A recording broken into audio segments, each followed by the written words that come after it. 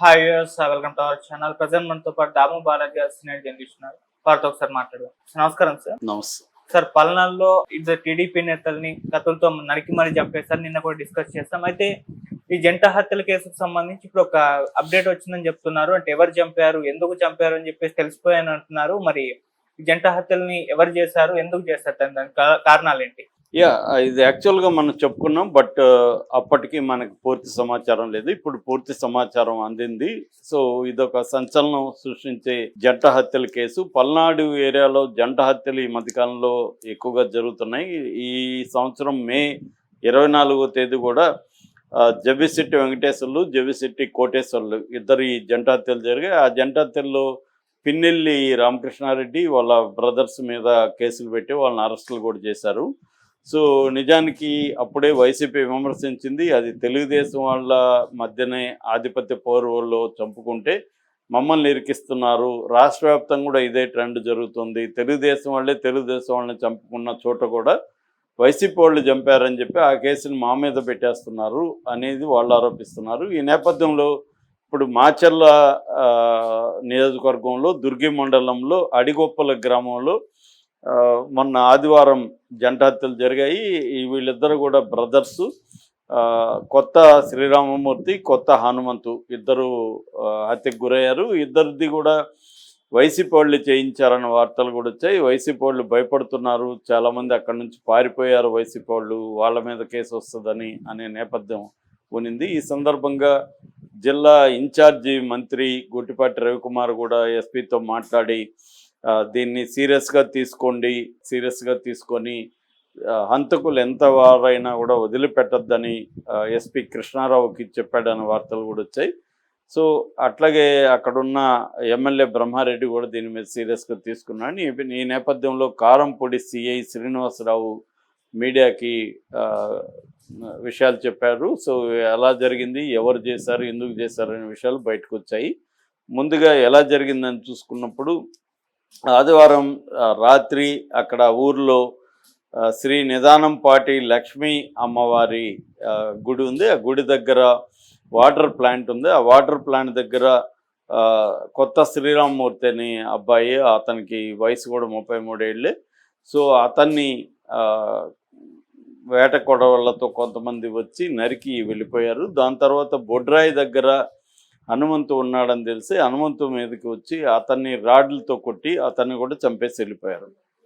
So ఇది ఎవరు చేశారు ఏంటనుకున్నప్పుడు వాళ్ళ తల్లిదండ్రుల బంధువులు అయితే మాకు ఎవరితో కూడా శత్రుత్వం లేదు అది ఇదని చెప్పారని ఫస్ట్లో వార్తలు వచ్చాయి. కానీ పోలీసులు, మంత్రి, ఎమ్మెల్యే వీళ్ళందరూ కూడా ప్రెజర్ చేయడం వల్ల దీని మీద అనేక బృందాలుగా ఏర్పడి పోలీసులు దీన్ని ఛేదించారు. సో ఇది వైసీపీ వాళ్ళకి ఏమి సంబంధం లేదు. తెలుగుదేశంలోనే 2 వర్గాలు అక్కడ ఉన్నాయి. ఈ గుడిలో కాంట్రాక్టు నియామకాలకు సంబంధించి 2 వర్గాల మధ్య గొడవలు జరుగుతున్నాయి. నరేష్ వర్గము, ఈ శ్రీరామమూర్తి వర్గము. నరేష్ వర్గంలో నరేష్ వాళ్ళ అత్త ఈ గుడి టెంపుల్ మీద ఆధిపత్యం కోసం ఆమె ట్రై చేస్తుంది. ఈ నేపథ్యంలో ఆమెను ఈ శ్రీరామమూర్తి ఎదిరించి ఆమె ఆధిపత్యాన్ని ధిక్కరించడంతో వాళ్ళిద్దరి మధ్య గొడవలు వచ్చాయని చెప్తున్నారు. సో ఈ బ్రదర్స్ని చంపేస్తే మనం గుడితో పాటు గ్రామం మీద కూడా మనమే ఆధిపత్యం చెలాయించవచ్చని నరేష్ వర్గం భావించింది. అందుకని నరేష్ ప్లాన్ చేశాడు. నరేష్ వాళ్ళ తోడల్లుడు రామలింగం ఇద్దరు కలిసి తమ అత్తని ఎదిరించిన ఈ బ్రదర్స్ని చంపాలని ప్లాన్ చేసుకున్నారు. తమ అనుచరులను పెట్టుకున్నారు. సో వీళ్ళు ఎక్కడెక్కడ తిరుగుతారు ఏంటనేది కొంత రెక్కి పెట్టి వాళ్ళ మీద నిఘా పెట్టి రెగ్యులర్గా చెక్ చేశారు. సో వీళ్ళు నైట్ చంపితే కరెక్ట్గా ఉంటుంది అని చెప్పి ప్లాన్ చేసుకున్నారు. వీళ్ళిద్దరు బ్రదర్స్, ఒక అతనేమో వాటర్ ప్లాంట్ దగ్గర ఉండడం, ఇంకొక అతను బొడ్రాయిడ్ దగ్గర ఉండడం ప్లాన్ చేసుకొని వీళ్ళు కూడా 2 టీములుగా ఫామ్ అయ్యారు.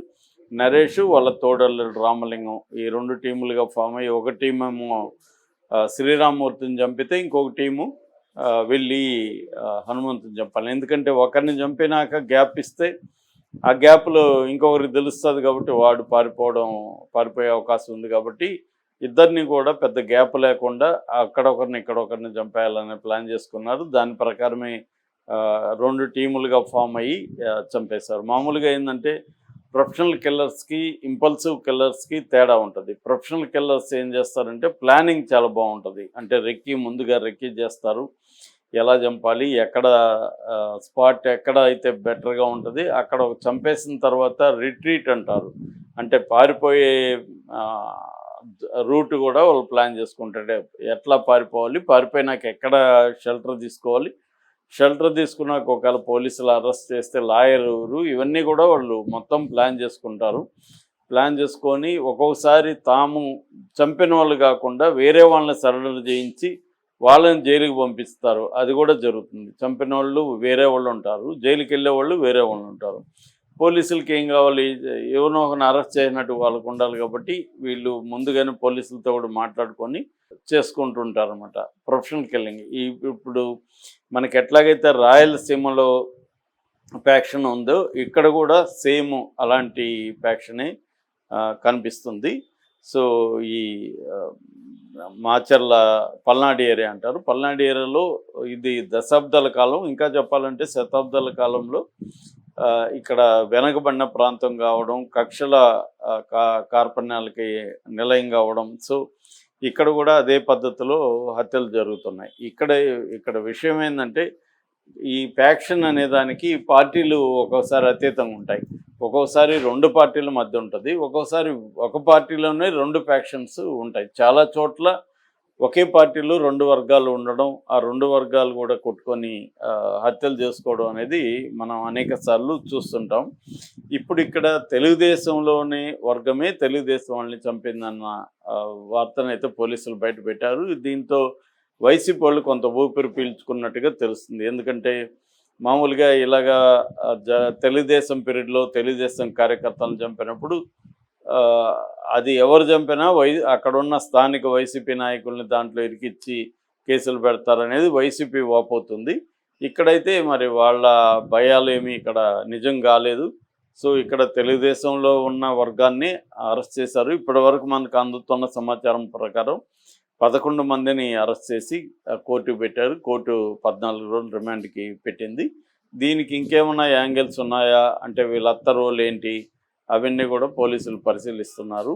అంటే ఇప్పుడు వీళ్ళైతే యాక్షన్లో పార్టిసిపేట్ చేసిందైతే అల్లుళ్ళు ఇద్దరు కూడా పార్టిసిపేట్ చేశారు వాళ్ళే స్వయంగా. మామూలుగా మనకి రాయలసీమలో కానీ ఇక్కడ కానీ ఫ్యాక్షన్ హత్యల్లో కొంత తేడా కనపడుతుంది. ఎందుకంటే బయట అయితే సొంతంగా హత్యలు చేయడం కాకుండా సుపారీలు ఇస్తుంటారు, కానీ రాయలసీమలో కానీ ఇక్కడ కానీ సుపారీల కంటే కూడా వాళ్ళే పోయి చంపడం అనేది వాళ్ళకి ఆనందం. కక్ష తీరాలంటే మనమే స్వయంగా చంపాలి అన్న ఒక ఇది ఫ్యాక్షన్లో అది కూడా యాంగిల్ అనమాట.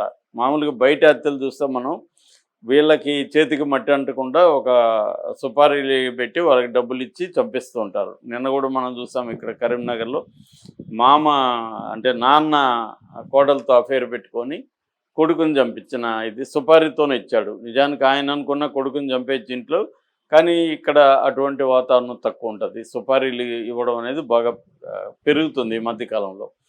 సో ఎందుకంటే డబ్బులు ఎక్కువ ఉండడం, సుపారీ హంతకులు కూడా పెరగడం, దానివల్ల ఇది పెరుగుతుంది. కానీ ఈ మాచర్లు కావచ్చు లేకపోతే రాయలసీమ ఫ్యాక్షనలిజంలో ఉండే ప్రధాన లక్షణం ఏంటంటే వాళ్ళే సొంతంగా హత్యలు చేయాలి, అప్పుడే వాడికి కక్ష తీర్చుంది. వేరే వాళ్ళ ద్వారా చంపిస్తే వీడు అంటే అక్కడ ఎక్కువగా మగతనానికి హత్యకి వైలెన్స్కి మధ్య లింక్ ఉంటుంది. నువ్వు మగవాడు కాదరా, నువ్వు వేరేవాడు చంపడం ఏంటి, నీకు దమ్ము లేదా, నువ్వు చంపలేవా అన్న ఒక ఇది అక్కడ ఉంటుంది జనాల్లో. అందుకని వాడు నిరూపించుకోవాలి మగవాడిని నిరూపించుకుంటే వీడు ఒక హత్యలో పోయి పాల్గొనాలి. సో అందువల్ల అక్కడ ఏంటంటే ఈ గొలుసు హింస అంటారు. అంటే నేను ఒకరిని చంపితే అతను కొడుకో తమ్ముడు వచ్చి నన్ను చంపడం, మళ్ళీ మా వాళ్ళు వెళ్ళి వాళ్ళని చంపడం, ఇలాగా ఇది never ending cycle of revenge politics అనేది అక్కడ ఎక్కువ ఉంటుంది. సో ఆ నేపథ్యంలోనే మనం అర్థం చేసుకోవాలి, పల్నాడులో కూడా ఉంది. దీన్ని కంప్లీట్గా అరికట్టడానికి గతంలో చంద్రబాబు కూడా రాయలసీమ ఫ్యాక్షనిజాన్ని అరికట్టడానికి చాలా గట్టిగానే ట్రై చేశాడు. అలాగే ఇప్పుడు కూడా ఇది కేవలం హత్యలు జరిగినప్పుడు స్పందించడం కాకుండా మొత్తంగా మాచర్ల కావచ్చు లేకపోతే మొత్తం పల్నాడు ఏరియాల్లో ఫ్యాక్షనిజం ఎలా ఉంది, ఏ గ్రామాల్లో ఉంది అది చూసి వాళ్ళకి కౌన్సిలింగ్లు ఇవ్వడం, వాళ్ళని పిలిచి మాట్లాడడం, మీ మీద నిఘా పెడుతున్నాం అని చెప్పడం, అలాగా అంటే ఒక పక్క థ్రెట్ క్రియేట్ చేయడం, రెండో పక్క అవేర్నెస్ క్రియేట్ చేయడం అనేది చేయాలి. లేకపోతే ఇంకా పెరుగుతూనే ఉంటాయి అనేది చెప్తున్నారు. ఇదేంటంటే తెలుగుదేశం వాళ్ళు చేసుకున్నారు కాబట్టి ఇది పొలిటికల్ యాంగిల్ కూడా దీంట్లో లేదు కాబట్టి గవర్నమెంటే దీని మీద మంత్రి కూడా అదే చెప్తున్నాడు. ఎస్పీకి అదే మాట్లాడాడు. మీరు కేవలం దీని మీదే కాకుండా బ్రాడ్గా దీనికి అసలు మూలాలు ఏంటి, ఎక్కడెక్కడ కక్షలు ఉన్నాయి, ఏ గ్రామాల్లో గ్రూపుల మధ్య గొడవలు ఉన్నాయి, వాళ్ళంతా మీరు పిలిచి మాట్లాడాలనేది చెప్తున్నారు. ఇప్పుడైతే ప్రజెంటు ఇంకా మళ్ళీ వీళ్ళ వైపు నుంచి శ్రీరామమూర్తి, హనుమంతు వాళ్ళ వైపు నుంచి వీళ్ళు కొంతమంది బయలుదేరి ఇప్పుడు నాగేష్ వాళ్ళని చంపే నరేష్, రామలింగం వాళ్ళని చంపే అవకాశం కూడా ఉంది కాబట్టి దీని మీద అయితే పోలీసులు దృష్టి సారించి పికెట్ అయితే పెట్టారు ఆ ఊర్లో. నెక్స్ట్ ఏం జరుగుతుంది అనేది చూడాలి. ఏదేమైనా ఉద్రిక్త వాతావరణం అయితే ఉంది. చాలామంది మగవాళ్ళు అయితే పారిపోయారని చెప్తున్నారు. సో దీన్ని పోలీసులు ఎలా కంట్రోల్ చేస్తారనేది చూడాలి. Okay sir, thank you so much.